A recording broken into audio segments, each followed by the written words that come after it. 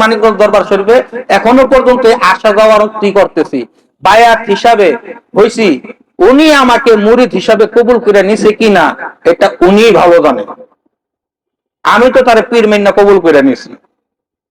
আমার মনে কি করে জানেন, উনি যদি কবুল যদি নাই যদি করতো তাহলে এতদিন সংসার টিকতো না। কথা ঠিক কিনা? অনেকে পায় না যে পীরের কাছে মুরিদ দিচ্ছেন, পিন্নি আপনার কাছে মুরিদ দিচ্ছে, পীরের কাছে মুরিদ দিচ্ছেন, পিন্নি আপনার কবুল করছে, আপনি কবুল করছেন। কবুল যদি ছেলে কবুল করলো, মেয়ে কবুল হয়েছে না, বিয়ে হইব? আবার মেয়ে কবুল করছে, ছেলে কবুল করছে না, বিয়ে হইব?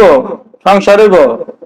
আমার মনে সাক্ষী দেয়, আমি যখন তোমার কবুল করে আব্বা বললা ডাইকা স্বীকার করে নিছি, তুমি এরকম কবুল করে তুমি তোমার সন্তান হিসাবে আমার করে নিছো। যদি তাই যদি না হইতো এই পর্যন্ত তোমার সাথে আমার সম্পর্ক স্থাপন হইতো না। এটা হলো তুমি দয়া কইরা নিজ গুণে তুমি আমার গ্রহণ কইরা নিছো। আলহামদুলিল্লাহ।